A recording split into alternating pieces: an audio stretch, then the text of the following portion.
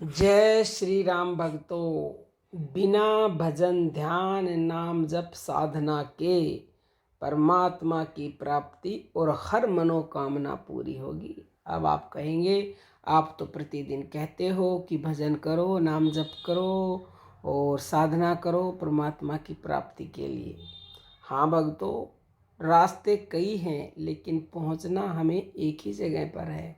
अब निर्भर आप पर करता है आप कौन सा रास्ता चुनते हो अपनी मंजिल तक पहुंचने के लिए। जैसे कि हम बताएंगे आज आपको एक ऐसा ही बहुत ही सरल है, सुगम है, लेकिन करना आपको पड़ेगा। वो गीता में भगवान श्री कृष्ण ने कहा है कि कर्म किए जा मत कर फल की आस, यानी कि निष्काम कर्म योग। निष्काम कर्म योगी को परमात्मा की प्राप्ति के लिए कर्तव्य कर्मों को छोड़कर एकांत में भजन ध्यान करने की भी आवश्यकता नहीं रहती। यदि कोई करे तो कोई आपत्ति नहीं है, भजन ध्यान तो हमेशा ही परम श्रेष्ठ है। परंतु एकांत में ध्यान भजन न करके भी भगवत चिंतन सहित शास्त्र विहित कर्तव्य कर्मों को निरंतर करता हुआ ही वह साधक परमात्मा की शरण और उसकी कृपा से परम गति को प्राप्त हो जाता है। भगवान कहते हैं गीता के अध्याय 18 के श्लोक 56 और 57 में, मेरे प्राण हुआ निष्काम कर्म योगी, संपूर्ण कर्मों को करता हुआ भी मेरी कृपा से सनातन अविनाशी परम पद को प्राप्त हो जाता है। इसलिए सब कर्मों को मन से मेरे अर्पण करके मेरे प्राण हुआ समत्व बुद्धि रूप निष्काम कर्म योग का अवलंबन करके निरंतर मुझ में चित्त लगाने वाला हो। वास्तव में इंसान को कर्मों की क्रिया नहीं बांधती, फल की इच्छा और आसक्ति से ही उसका बंधन होता है। फल और आसक्ति न हो तो कोई भी कर्म व्यक्ति को बांध नहीं सकता। भगवान ने स्पष्ट कहा है कि अपने अपने वर्ण धर्म के अनुसार कर्म में लगा हुआ पुरुष सिद्धि को प्राप्त हो जाता है।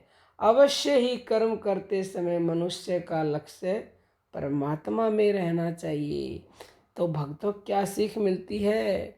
भगवान ने कहा है कि मन से मेरे अर्पण कर दो।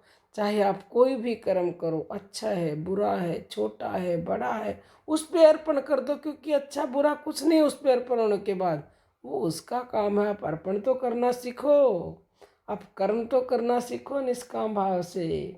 गीता अध्याय 18 के श्लोक नंबर 46 में भगवान कहते हैं कि जिस परमात्मा ने सारे भूतों की उत्पत्ति की है और जिस सच्चिदानंद घन परमात्मा से यह संपूर्ण जगत जल से बर्फ की भांति व्याप्त है, उस परमेश्वर को अपने स्वाभाविक कर्मों द्वारा पूज कर मनुष्य परम सिद्धि को प्राप्त होता है। जिस प्रकार पवित्रता स्त्री पति को ही अपना सर्वस्व मानकर पति का ही चिंतन करती है और पति के आज्ञा अनुसार पति के लिए ही मन वाणी शरीर से नियत अपने जिम्मे बंधे हुए संसार के समस्त कर्मों को करती हुई पति की प्रसन्नता प्राप्त करती है, इसी प्रकार निष्काम कर्मयोगी एक परमात्मा को ही अपना सर्वस्व मानकर उसी का चिंतन करता हुआ उसी के अनुसार मन वाणी शरीर से उस परमात्मा के ही लिए अपने कर्तव्य कर्म का आचरण कर परमात्मा की प्रसन्नता और परमात्मा को प्राप्त करता है। तो भक्तों, जो निष्काम कर्मयोगी होता है वह समस्त चराचर में संपूर्ण भूत प्राणियों में परमात्मा को व्यापक समझकर सभी को परमात्मा का स्वरूप मानकर अपने कर्मों द्वारा निष्काम कर्मयोगी भक्त भगवान की पूजा करता है। क्योंकि श्री कृष्ण ने कहा है कि मैं सृष्टि के अंग अंग में व्याप्त हूँ, मुझसे पूरी सृष्टि है और मैं पूरी सृष्टि में हूँ। तो भक्तों, जो पूरी सृष्टि के कण कण में परमात्मा को देखता है, धन्य है वह मनुष्य, वह निष्काम कर्म योगी। अगर आप ऐसा करते हो बिना भजन नाम जप के परमात्मा को प्राप्त कर लेंगे और अपनी सारी मनोकामनाएं पूरी कर लेंगे। अब हम अपनी वाणी को विराम देते हैं। जय श्री राम भक्तों।